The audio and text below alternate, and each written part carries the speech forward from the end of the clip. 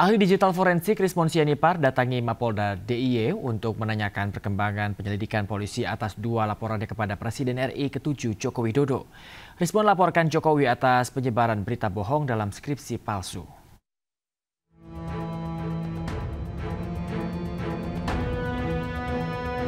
Rismon Sianipar kembali mendatangi Mapolda Daerah Istimewa Yogyakarta pada Rabu siang. Kedatangan ahli digital forensik ini untuk mempertanyakan perkembangan penyelidikan polisi atas 2 laporannya yang ditujukan kepada Presiden RI ke-7 Joko Widodo. Sebelumnya, Rismon melaporkan Jokowi atas penyebaran berita bohong dan skripsi palsu. Terkait 2 laporannya itu, Rismon mengaku kecewa atas kinerja penyidik Polda DIY karena hingga hari ini tidak ada perkembangan yang signifikan. Bahkan Jokowi sebagai terlapor dan Kasmujo sebagai saksi belum juga dipanggil penyidik untuk dimintai keterangan. Datang ke Polda DIY adalah menanyakan progres, kelanjutan dari 2 laporan saya. Pertama, dugaan berita bohong terkait ketiadaan peran dari Pak Kasmujo dalam pembimbingan skripsi maupun pembimbingan akademik yang sebelumnya diakui oleh Pak Jokowi. Itu laporan saya yang pertama. Yang kedua adalah laporan dugaan skripsi palsu, karena di situ tidak ada lembar pengesahan penguji dan lembar pengesahan pembimbing pun itu produk dari digital Word document. Hingga meninggalkan Mapolda Daerah Istimewa Yogyakarta, Rismon tak juga ditemui oleh aparat penyidik yang menangani laporannya. Dari Sleman, Yogyakarta, Heru Trijoko, iNews melaporkan. Setelah menyebut Wapres Gibran Rakabuming Raka tidak lulus SMA dan tidak memiliki ijazah SMA, kini ahli digital forensik Rismon Sianipar menyebut jika Presiden Prabowo Subianto sudah mengetahui fakta itu.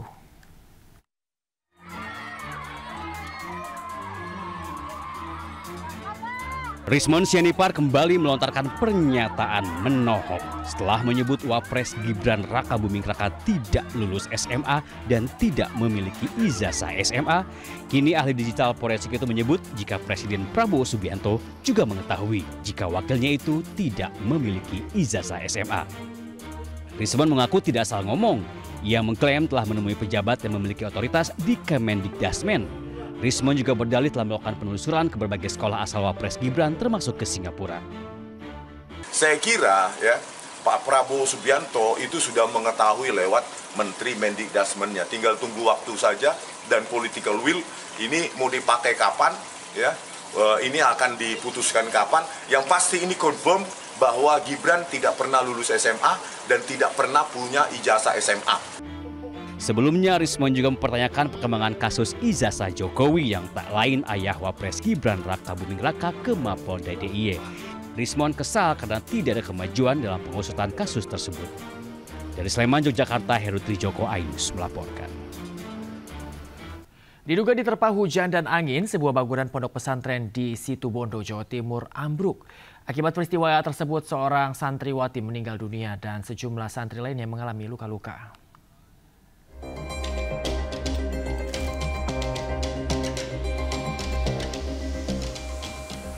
Peristiwa ambruknya asrama putri terjadi di pondok pesantren Salafiyah Syafi'iyah Syekh Abdul Qadir Jailani di Desa Blimbing, Kecamatan Besuki, Kabupaten Situbondo, Jawa Timur.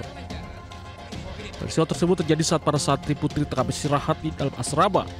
Hujan deras yang berlangsung cukup lama disertai hembusan angin diduga kuat membuat sebagian struktur bangunan asrama mengalami kerusakan. Akibat peristiwa ini, satu orang santriwati meninggal dunia atas nama Putri berusia 12 tahun. Jumlah santriwati lainnya mengalami luka dan dirawat di Puskesmas Besuki, serta di RSUD Besuki dan di RSIA Jatimnet. Kini pihak kepolisian telah melakukan olah TKP untuk mencari penyebab ambruknya bangunan. Atas nama Putri, itu kelas 1 SMP. Dia itu baru 6 bulan, belum 1 tahun di sana, santri baru. Kini kepolisian telah melakukan olah TKP untuk mencari penyebab ambruknya bangunan. Dari Situbondo, Jawa Timur, Rizky Abiro Ohwat, iNews melaporkan. Tinjauan di sejumlah titik terdampak banjir di Semarang dilakukan pemerintah setempat. Berbagai bantuan hingga pengecekan kesehatan dilakukan dalam tinjauan ini.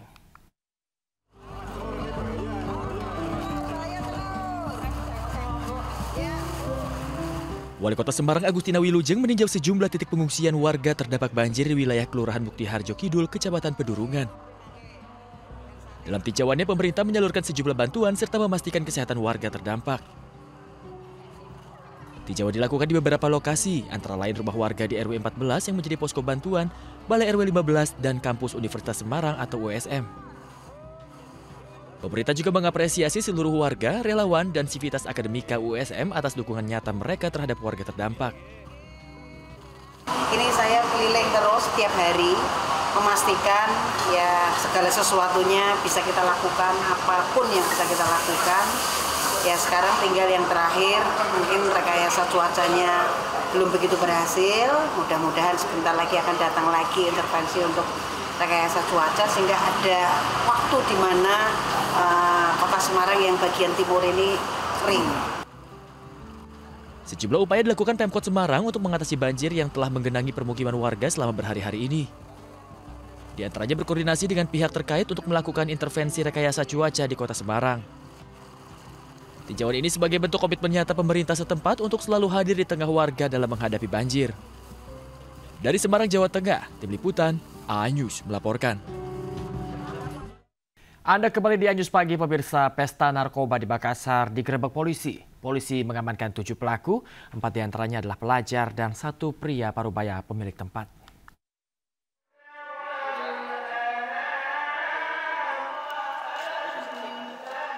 Polisi menggerebek pesta miras dan narkoba di sebuah rumah di Kecamatan Mamajang, Makassar, Sulawesi Selatan.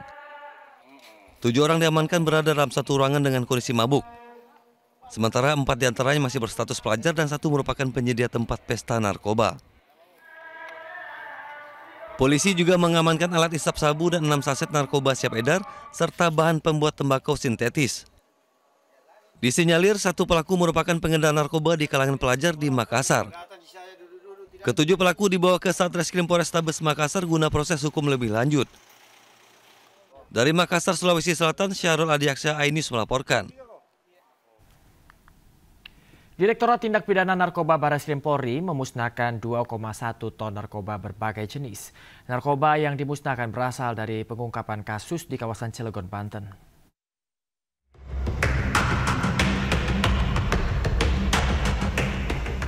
$2,1 ton narkoba berbagai jenis dimusnahkan di kawasan industri Cilegon, Banten, Kamis dini hari. Barang bukti yang dimusnahkan antara lain terdiri dari sabu sebanyak 1,33 ton, 335.000 butir ekstasi, 85,95 ribu gram ganja, 18,4 kilo sinte, dan 1,1 kilogram ekstasi, juga sejumlah narkoba jenis lain. Sebelum dimusnahkan, seluruh narkoba dicek keasliannya oleh tim Puslap 4 Mabes Polri. Narkoba dimusnahkan dengan cara dimasukkan ke dalam tungku pembakaran dan dibakar hingga menjadi abu. Untuk mengungkap dari Oktober 2024 sampai dengan Oktober 2025. Jadi posisinya tuh pas tahun. Ya. Jadi selama periode tersebut Barreskrim Polri beserta Polda jajaran telah berhasil mengungkap 49.306 kasus narkoba dan menahan tersangka sebanyak 65.572 orang. Sebelumnya, Direktorat Tindak Pidana Narkoba Barreskrim Polri juga telah melakukan pemusnahan narkoba di lapangan Bayangkara, Kebayoran Baru, Jakarta Selatan pada Rabu siang. Dari Jakarta, Helmi Sajangbati, A-News melaporkan. Presiden Prabowo Subianto pimpin pemusnahan 214,84 ton narkotika. Barang bukti pengusutan kasus narkoba oleh kepolisian periode Oktober 2024 hingga Oktober 2025. Presiden Prabowo dukung penuh penegakan hukum terutama penanggulangan narkoba yang rusak masa depan bangsa.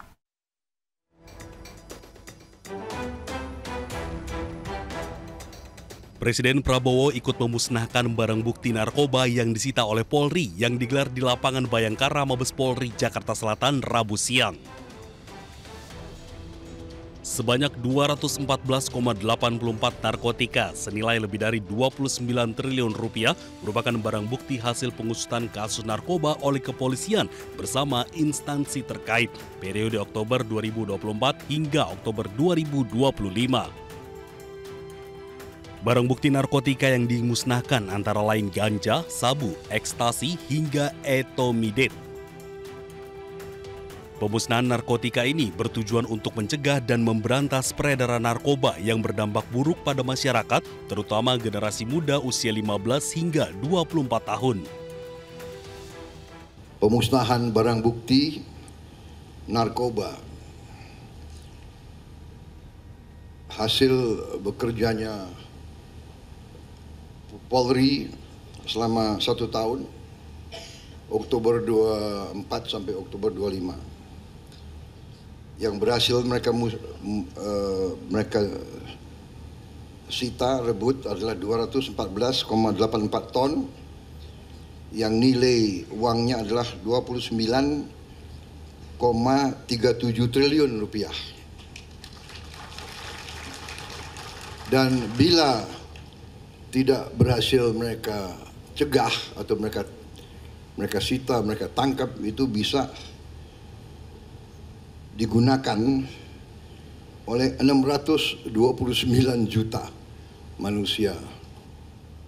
Saya dalam hal ini menyampaikan penghargaan saya sebesar-besarnya kepada seluruh anggota Kepolisian Negara Republik Indonesia dimanapun sedang bertugas. Selain penindakan, Polri juga memberantas narkoba dengan pencegahan hingga penanganan korban penyalahguna narkoba. Dari Jakarta, Ismalia Rama Romadona, iNews melaporkan.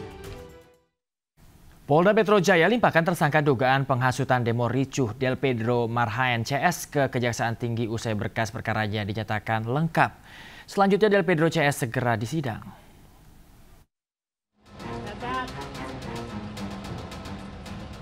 Satu persatu para tersangka kasus dugaan penghasutan aksi anarkis dibawa ke mobil tahanan usai berkas perkaranya telah dinyatakan lengkap oleh penyidik Subdit Keamanan Negara Direktorat Kriminal Umum Polda Metro Jaya Rabu siang. Salah satunya adalah aktivis Del Pedro Marhaen Rismansyah yang sekaligus Direktur Eksekutif Lokataru. Selanjutnya penyidik membawa tersangka berikut barang buktinya ke Kejaksaan Tinggi Jakarta untuk diteliti dan selanjutnya akan segera disidangkan. Sebelumnya Del Pedro Marhaen ditetapkan sebagai tersangka usai dianggap melakukan penghasutan kepada masyarakat dalam demonstrasi yang berujung ricuh beberapa waktu lalu. Melalui kuasa hukumnya, Del Pedro dan kawan-kawan sempat mengajukan penangguhan penahanan hingga melakukan gugatan pra-peradilan atas penetapan tersangkanya di Pengadilan Negeri Jakarta Selatan. Namun upaya itu seluruhnya ditolak penyidik maupun Hakim Pengadilan Negeri Jakarta Selatan. Tim Liputan iNews melaporkan. Presiden Prabowo Subianto gelar rapat dengan sejumlah menteri bidang ekonomi di Istana Kepresidenan Jakarta. Menteri Perekonomian Erlangga Hartarto mengatakan dalam ratas membahas pertumbuhan ekonomi dan program unggulan dijadikan target untuk dilanjutkan di 2026 mendatang. Bapak Presiden ingin mendapatkan update mengenai perkembangan daripada perekonomian, dan tadi disampaikan bahwa relatif perekonomian dari berbagai indeks angkanya cukup baik, dan beberapa indikator-indikator terkait dengan konsumsi, misalnya indeks konsumen juga masih di atas 100, 115, retail juga baik 5,8, PMI 50,4, dan kemarin terkait dengan investasi juga 1.434,3 triliun. Dan kalau kita lihat dari beberapa data termasuk Mandiri Spending Index juga angkanya menaik di akhir tahun ke 297, dan ini sejalan dengan indeks dari perbankan yang lain.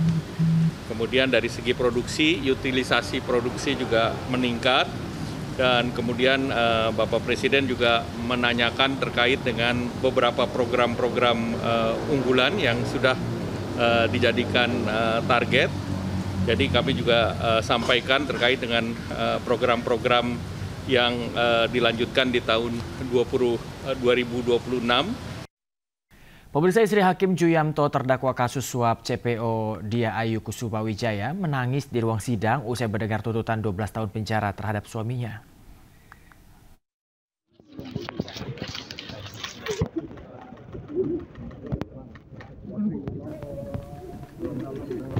Jalan ya Pak ya, mohon maaf Pak ya.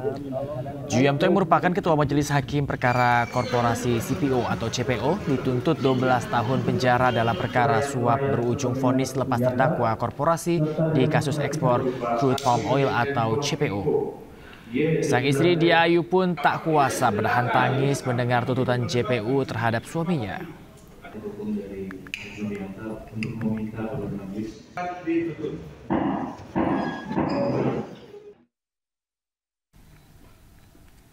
Selain Juyamto, Jaksa Penuntut Umum juga menuntut 4 terdakwa lain yang merupakan hakim dan panitera yang terlibat dalam kasus suap ini, yakni Agam Syarif, anggota Majelis Hakim Perkara Korporasi CPO atau CPO, dituntut 12 tahun penjara dan denda 500 juta rupiah subsidiar 6 bulan kurungan.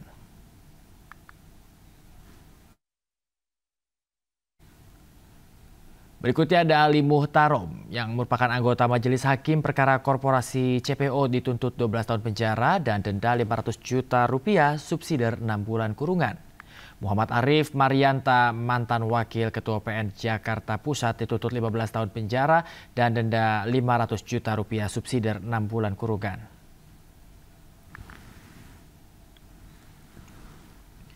Wahyu Gunawan, mantan panitera muda PN Jakarta Pusat dituntut 12 tahun penjara dan denda 500 juta rupiah subsidiar 6 bulan kurungan.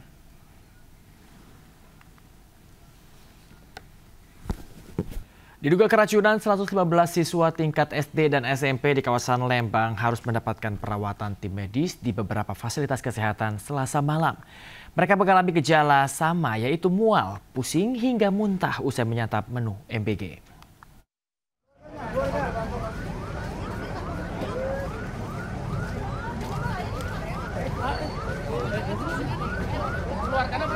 Sebanyak 115 siswa tingkat SD dan SMP diduga keracunan massal usai menyantap makan bergizi gratis MBG yang dibagikan siang hari. Satu persatu mobil ambulans tiba di klinik Sespim Polri, kawasan Lembang, Kabupaten Bandung Barat untuk mengantar para korban. Sejumlah orang tua terlihat berkumpul untuk menunggu hasil pemeriksaan tim medis terhadap korban yang rata-rata merupakan pelajar SD dan SMP. Kedatangan pasien korban keracunan massal ini bergelombang sejak pukul 19 waktu Indonesia Barat. Para korban mengeluhkan gejala sama, yaitu pusing, kemudian mual hingga muntah. Awalnya tuh jam 2 lah, jam 2 tuh ada 7 orang pertama. Saya sangka tidak akan ada bertambah, ternyata setelah jam 4 sampai dengan sekarang tuh masih ada dan ini mungkin terakhir. Belum diketahui pasti penyebab keracunan, namun diduga berasal dari salah satu menu, yaitu ayam sayur yang sudah basi. Dari Kabupaten Bandung Barat, Yuwono Wahyu, iNews melaporkan. Seorang warga emosi dan mengamuk setelah melihat limbah MBG yang dibuang di lingkungan desa. Sambil merekam, ia mengusir dan menghentikan semua pekerja yang sedang memasang pipa saluran pembuangan limbah. Saluran limbah dari MBG Polres Grobogan, di mana yang terkesan tidak memperdulikan lingkungan. Video amatir seorang warga yang marah di Desa Keranggan Harjo, Kecamatan Toroh, Grobogan, Jawa Tengah viral di media sosial. Warga bernama Sugiono memprotes pembuangan limbah dari dapur SPPG Bayangkari yang diduga mencemari lahan milik pemerintah desa. Dalam rekaman tersebut terlihat jelas air limbah mengalir dan dibuang di tanah milik desa yang ada di belakang dapur MBG Bayangkari. Warga mempertanyakan keberadaan fasilitas instalasi pengolahan air limbah yang dikelola oleh Polres Grobogan. Jadi limbah air, limbah apa saja yang dari dapur MBG Polres Grobogan ini kok dibuang di sembarang tempat. Artinya ini di lingkungan warga. Tadinya lingkungan kami itu bersih tanpa ada limbah sedikit pun dari rumah tangga. Ini malah MBG Polres Grobogan membuang limbah di sembarang tempat. Sementara itu, pihak pengelola dapur MBG, Dwi Sutrisno, mengakui adanya keteledoran tersebut. Ia juga berjanji akan memperbaikinya agar tidak mencemari lingkungan desa. semua cucian kotoran nanti sudah kita masukkan, sudah ada salurannya ke IPAL itu sudah ada 4 lubangnya, ada komposisinya sudah ada. Nanti ketika keluar dari IPAL itu air sudah bersih. Memang kemarin ada kendala sedikit, ada kotoran sedikit lah untuk yang terbuang ke keluar. Cuman nanti kita perbaiki, kita tutup semua air atau bekas cucian itu langsung masuk ke IPAL. Program makan bergizi gratis melalui dapur SPPG Bayangkari Keranggan Harjo sendiri telah berjalan hampir 1 bulan. Warga berharap pihak pengelola segera memperbaiki sistem pembuangan limbah agar tidak mencemari lahan dan aliran sungai kecil di sekitar Dusun Sukoharjo. Dari Grobogan, Jawa Tengah, Rustaman Nusantara, iNews melaporkan. Pemerintah targetkan 82,9 juta penerima program makan bergizi gratis harus tercapai pada Maret 2026. Tidak hanya berikan dampak besar kepada anak-anak, pemerintah meyakini program MBG juga dorong kemandirian pangan.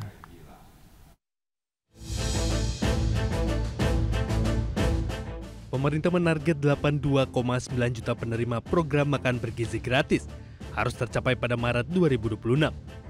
Optimistis target tersebut dapat tercapai karena pelaksanaan program MBG dinilai mulai terlihat sempurna. Menurut Menko Bidang Pangan Zulkifli Hasan, program makan bergizi gratis tidak hanya memberikan dampak yang sangat besar kepada anak-anak, namun juga mendorong kemandirian rakyat melalui kemandirian pangan. Tidak mudah ya, memberi makan 82,9 juta orang. Tapi kalau ini berjalan dengan baik, bayangkan 82,9 juta orang, kalau kita perlu telur satu orang, kita perlu 82,9 juta butir telur satu hari. Kita perlu 82,9 juta buah. Kita perlu 82,9 juta sayur, ikan, ayam, nasi. Itu sesuatu yang luar biasa. Oleh karena itu berikutnya tidak boleh ditawar-tawar, artinya kita harus swasembada. Untuk mencapai target tersebut, pemerintah akan membentuk tim pelaksanaan harian. Tim tersebut akan memonitor pelaksanaan MBG setiap harinya untuk terus melakukan evaluasi secara menyeluruh. Dari Jakarta, tim liputan iNews melaporkan. Pemprov Jakarta berencana naikkan tarif bus Transjakarta. Namun Gubernur Jakarta Pramono Anung sebut penyesuaian masih dalam proses finalisasi terkait besaran tarif yang akan dinaikkan.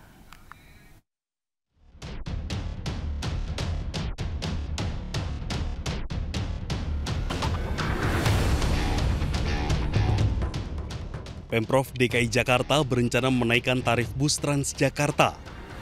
Saat ini, Gubernur DKI Jakarta Pramono Anung bersama Dinas Perhubungan DKI Jakarta tengah membahas besaran tarif Transjakarta. Menurut Pramono, tarif Transjakarta tidak naik selama 20 tahun dan subsidi dari Pemprov DKI Jakarta sebesar Rp9.700 tersebut dirasa terlalu berat, berimbas pada pemotongan dana bagi hasil yang mencapai Rp15 triliun. Kami sedang memfinalkan untuk itu. Sebenarnya di tarif yang lama pun kami sudah mensubsidi per tiket berapa ya? 9.700. Kan terlalu berat kalau terus-menerus seperti itu, apalagi DPA-nya dipotong. Maka untuk itu kami akan melakukan penyesuaian, tetapi tidak memberatkan kepada 15 golongan. Karena 15 golongannya kan tetap gratis, sehingga mereka tetap kita proteksi. Maka dengan hal-hal seperti itulah saya mengambil keputusan, dan saya juga mendengar rata-rata mereka mengusulkan, yang mengusulkan di media saya itu antara 5.000 sampai 7.000 rata-rata. Meski demikian, Pramono memastikan kenaikan tarif Transjakarta tersebut tidak akan memberatkan 15 golongan yang gratis menikmati layanan. Dari Jakarta, tim liputan iNews melaporkan.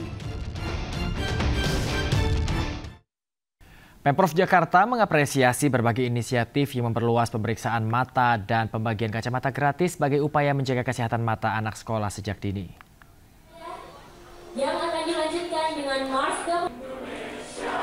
Rapat Kerja Nasional Industri Optik di Jakarta menjadi momentum penguatan kolaborasi antara Pemprov dan pelaku usaha untuk meningkatkan layanan kesehatan mata bagi masyarakat.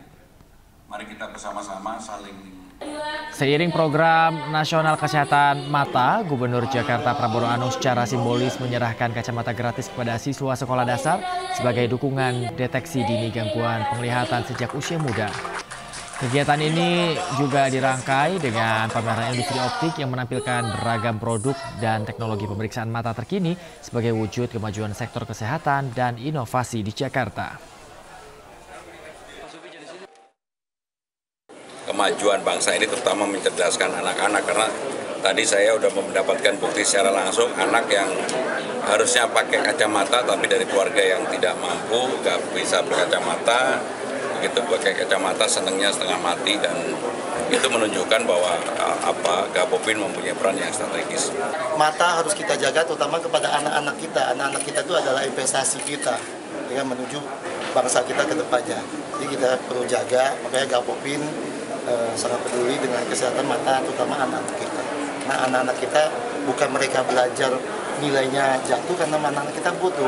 Dengan anak-anak itu pada dasarnya pintar, karena dia tidak bisa melihat akomodasi mereka berkurang, harus kita koreksi. Maka kita memberikan kacamata, bantuan kacamata kepada anak-anak kita ini supaya mereka ke depannya dalam pembelajarannya baik dan bagus, berprestasi. Pemirsa, untuk pertama kalinya Dewan Perwakilan Daerah Republik Indonesia atau DPD RI menggelar ajang DPD Awards 2025. Penghargaan ini ditujukan untuk mengapresiasi tokoh-tokoh inspiratif dari berbagai daerah di Indonesia. Untuk pertama kalinya sejak 21 tahun berdiri, Dewan Perwakilan Daerah Republik Indonesia DPD RI menggelar malam penganugerahan DPD Awards 2025 di Gedung Tribrata, Jakarta Selatan. Penghargaan ini digelar untuk mengapresiasi tokoh-tokoh daerah yang berkontribusi di banyak sektor seperti pendidikan, sosial, kesehatan, kebudayaan, serta pariwisata. Para penerima penghargaan dari berbagai kategori ini dipilih oleh Dewan Juri yang kapabel, independen, transparan, dan tidak dapat diintervensi oleh pihak manapun. Melalui DPD Award ini kita mau menjaring, kemudian menemukan begitu banyak potensi yang selama ini mungkin belum tergali, lokal hero, lokal champion, orang-orang daerah yang banyak berkontribusi, banyak berpartisipasi terhadap kemajuan daerah di bidangnya masing-masing, tapi belum tertangkap kamera. Nah, event atau DPD Award pertama kali ini kita coba menangkap itu. Melalui penghargaan ini diharapkan kedepannya dapat menjaring serta menemukan begitu banyak potensi dan tokoh-tokoh di daerah yang memiliki kontribusi bagi daerahnya. Dari Jakarta, Indra Setiabudi, Rizky Julianto, iNews melaporkan. Militer Israel kembali menyerang sejumlah wilayah di jalur Gaza di tengah gencatan senjata total. Setidaknya ada 104 warga Palestina tewas dan 35 diantaranya adalah anak-anak.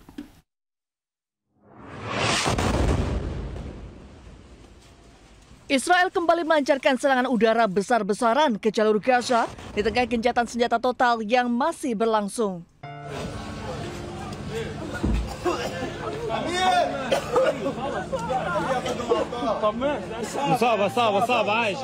Serangan tersebut terjadi pada Rabu dini hari waktu setempat di sejumlah wilayah, antara lain di Khan Yunis, bahkan di kamp pengungsian Nuseirat dan Burej.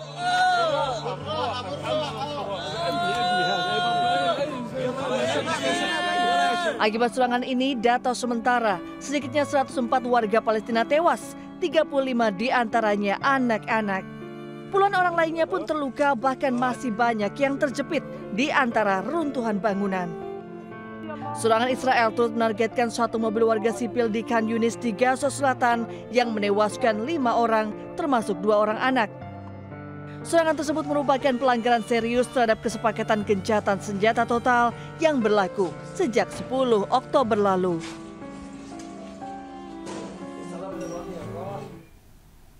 Pasukan Israel menembak 3 warga Palestina di tepi barat. Sementara penyergapan dan penangkapan terhadap puluhan warga Palestina terus dilakukan oleh Israel.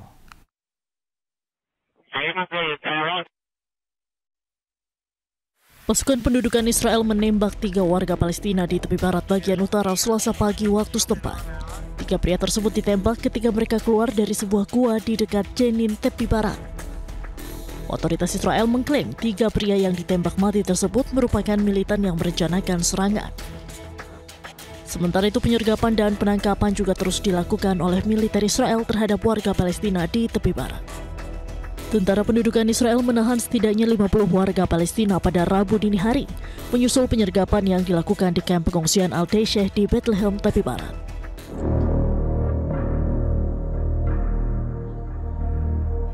IDF beserta para pemukim ilegal juga menahan sejumlah petani dari kota Karawat Bani Hasan, bagian barat Salfit, tepi barat. Tak hanya itu, sekelompok pemukim ilegal Israel membakar sebuah kendaraan saat serangan di desa Atara, utara Ramallah. Serangan yang dilakukan di tengah gencatan senjata tersebut menyebabkan puluhan warga Gaza tewas dan terluka. Korban mayoritas merupakan anak-anak dan wanita.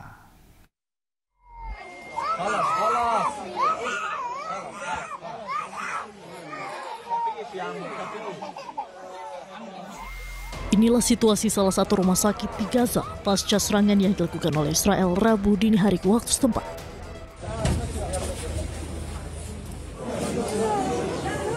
Puluhan orang tewas dan terluka akibat serangan udara yang menargetkan sejumlah wilayah di Gaza. Sejumlah anak dilarikan ke rumah sakit. Tak sedikit pula yang meninggal dunia sebelum sempat ditangani tim medis. Kementerian Kesehatan Palestina mencatat sedikitnya 30 orang meninggal dunia dalam serangan, yang mayoritas merupakan wanita dan anak-anak. Hal ini menunjukkan brutalnya aksi Israel. Meski gencatan senjata sudah disepakati sejak 10 Oktober lalu, namun Israel tetap melancarkan sejumlah serangan brutal yang menewaskan warga sipil, bahkan anak-anak tak berdosa. Sejumlah anggota Hamas menemukan jenazah yang diduga disandra Israel.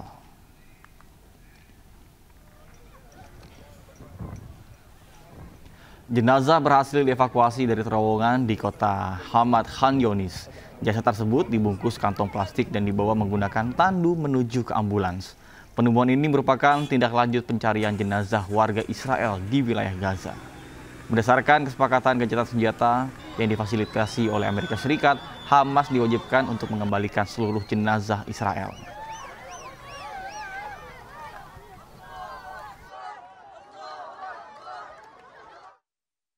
Terima kasih Anda masih bersama kami di iNews Pagi bersama saya, Nata Arman. Pemirsa, aksi unjuk rasa ribuan warga di kantor DPRD Kabupaten Sampang, Jawa Timur berakhir ricuh. Massa memaksa masuk ke kantor DPRD. Dalam aksinya pun pendemo menuntut Pilkades serentak harus dilaksanakan pada 2026.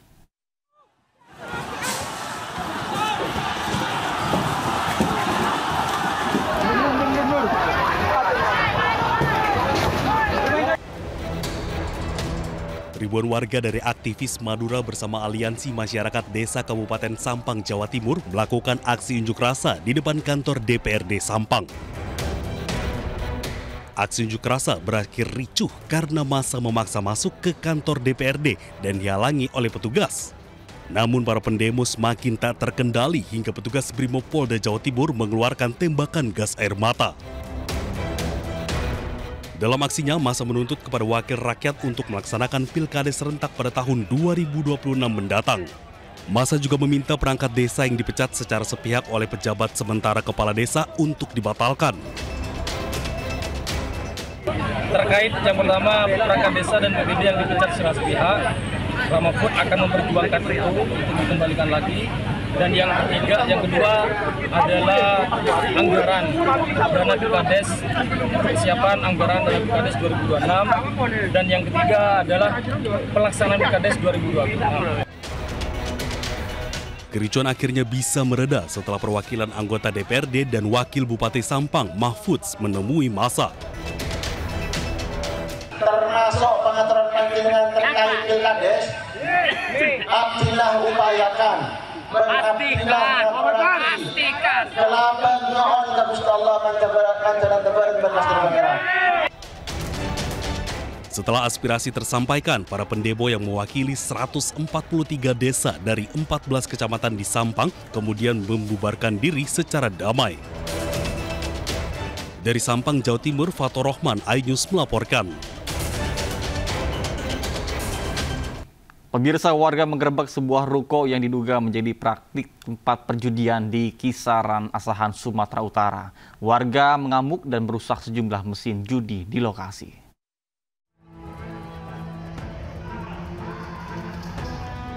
Warga kota Kisaran, Kabupaten Asahan menggeruduk sebuah ruko yang diduga dijadikan tempat perjudian di Jalan Diponegoro, Kisaran, Asahan, Sumatera Utara.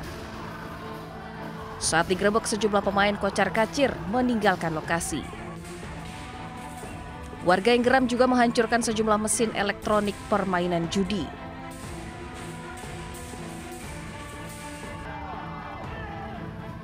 Tidak puas, warga juga melakukan perusakan mesin di lokasi berbeda di Jalan Kartini.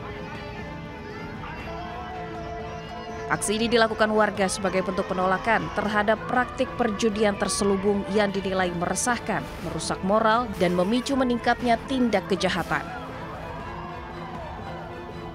Kami memang berniat untuk menutup tempat perjudian karena sangat meresahkan masyarakat, mengganggu perekonomian masyarakat. Polisi yang tiba di lokasi langsung memasang garis polisi guna penyelidikan lebih lanjut. Dari Asahan, Sumatera Utara, Ulil Amri, iNews melaporkan. Diduga mengandung merkuri, ribuan kosmetik ilegal milik influencer kecantikan disita di Sidrap, Sulawesi Selatan. Sebagian besar kosmetik bahan berbahaya tersebut diimpor dari negara Thailand.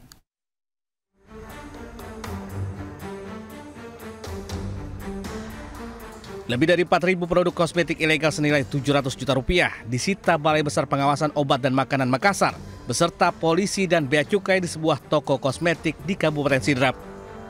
Selain ilegal, produk ini mengandung bahan berbahaya yakni merkuri. Pemilik toko diketahui berinisial P, 32 tahun, seorang influencer kecantikan. Di toko miliknya petugas menemukan 55 item kosmetik berbagai jenis tanpa izin edar, termasuk produk yang diimpor dari Thailand dengan klaim pemutih. Produk itu dipasarkan dengan harga antara Rp35.000 hingga Rp700.000. Kosmetik ilegal tanpa izin edar sebanyak 55 item, sebanyak 4.771 pieces dengan nilai ekonomi 728 juta. Ya, dan tentunya ini merupakan bentuk komitmen juga dan juga sekaitan bagaimana kita untuk memutus mata rantai supply and demand-nya. Atas perbuatannya pelaku terancam pidana penjara maksimal 12 tahun atau denda hingga Rp5 miliar sesuai Undang-Undang Nomor 17 Tahun 2023 tentang kesehatan. Dari Makassar, Sulawesi Selatan, Leo Muhammad Nur, iNews melaporkan. Belakangan ramai pengendara sepeda motor di Kediri, Jawa Timur menyerbu bengkel lantaran mengalami mati mesin walaupun bensin terisi penuh. Diduga sejumlah kendaraan mogok setelah mengisi bensin jenis Pertalite yang tercampur cairan di SPBU.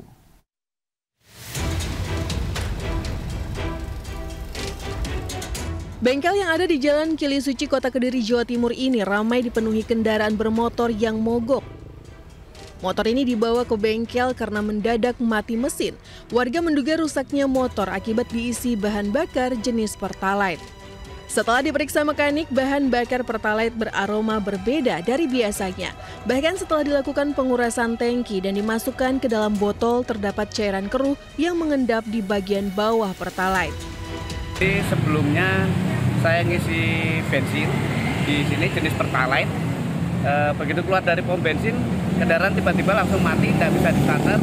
Saya dorong sampai ke sini, ternyata yang rusak rokak plus pampersnya itu dikarenakan karena kualitas Pertalite yang kurang bagus. Kalau saya nyium sendiri sih baunya memang berbeda, seperti alkohol kayaknya.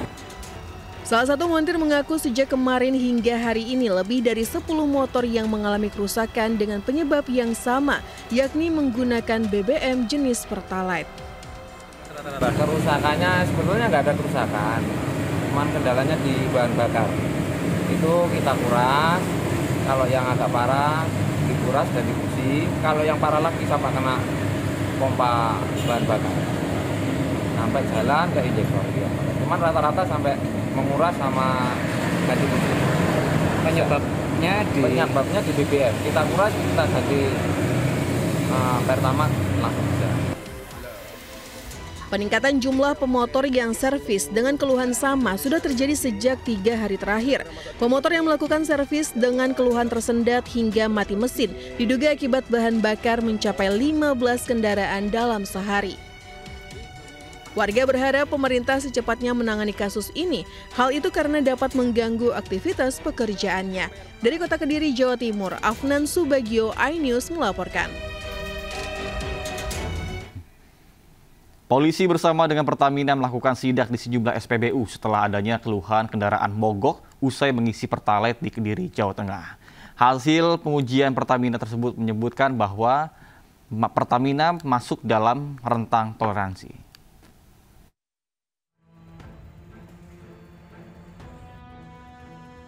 Petugas gabungan dari Polres Kediri Kota Jawa Timur, Pertamina, dan Pemkot Kediri melakukan sidak ke sejumlah SPBU menyusul beredar kabar banyaknya kendaraan yang mogok usai mengisi BBM jenis Pertalite di SPBU. Dalam sidak itu, petugas gabungan melakukan uji kualitas dan kuantitas BBM, baik secara spesifikasi standar dan mutu yang diambil langsung dari dalam tangki. Kasat Reskrim Polres Kediri Kota AKP Cipto Dwi Leksana mengatakan sidak dilakukan di sejumlah SPBU. Uji yang dilakukan meliputi kualitas, baik dari segi spesifikasi, standar, dan mutu apakah sudah sesuai. Jadi kita sudah melaksanakan, ada di 3 SPBU. Kita melaksanakan uji kualitas, baik itu secara spesifikasi, standar, dan mutu. Apakah sudah sesuai, dan tadi rekan-rekan bersama-sama kita melihat bahwasannya BBM yang terdistribusi di wilayah Kota Kediri, khususnya di SPBU yang kita lakukan pengecekan, semuanya masih dalam batas normal. Ya, nanti secara teknis akan disampaikan oleh dari SPM Pertamina. Sementara itu, pihak Pertamina mengatakan hasil pengujian takaran memakai bejana ukur 20 liter dan visual BBM jenis Pertalite dengan pengecekan densitas temperatur masuk dalam toleransi. Yang kita sampling tidak ada kandungan airnya, juga kita tadi ada pengambilan sampel juga. Di produk Pertamax, Turbo, dan juga Biosolar kita sounding juga alhamdulillah nggak ada kandungan airnya. Serta kita juga melakukan pengujian takaran secara pakai bejana 20 liter dan toleransinya alhamdulillah dalam rentang toleransi semua. Serta kita juga melakukan pengujian visual BBM Pertalite dengan kita pengecekan density temperatur dan alhamdulillah masuk dalam rentang toleransi semua. Adapun terkait kandungan etanol, Anwar Hidayat mengatakan proses pengecekan kandungan etanol harus melalui laboratorium kandungan komposisi. Pertamina juga sudah melakukan pengambilan sampel dari SPBU Mojoroto dan SPBU Joyoboyo dari tim Depo Surabaya untuk BBM jenis Pertalite. Dari Kota Kediri, Jawa Timur, Afnan Subagio, iNews melaporkan. Tidak hanya di Kediri, Jawa Timur, fenomena motor mogok juga terjadi di Surabaya. Pertamina Patraniaga bersama dengan Ditjen Migas menggelar uji sampel BBM Pertalite di sejumlah SPBU di Surabaya.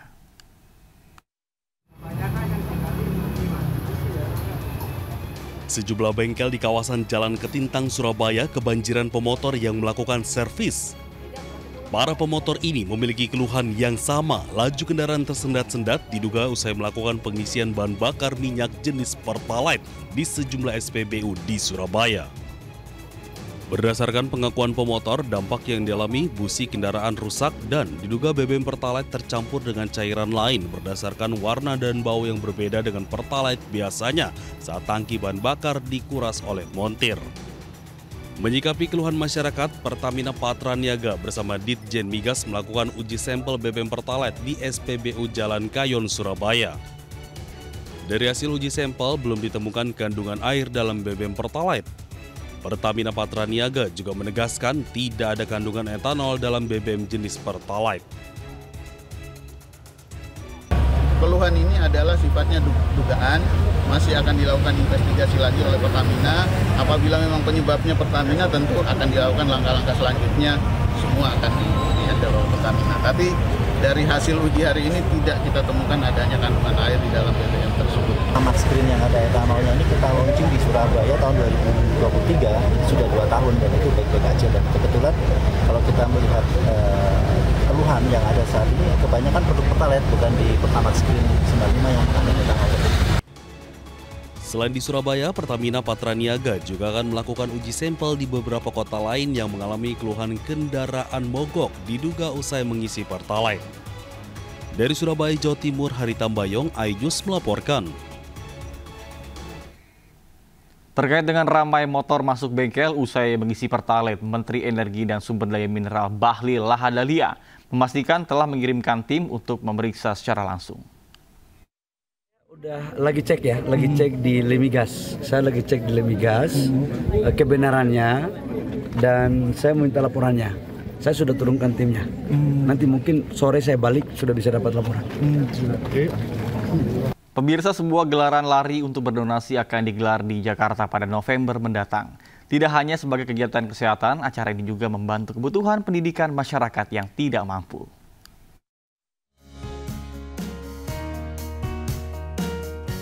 Empat lembaga sosial yakni Salam Setara, Sekolah Murid Merdeka, Saling Jaga, dan Kita Bisa berkolaborasi menggelar Run with the Bunch di Jakarta.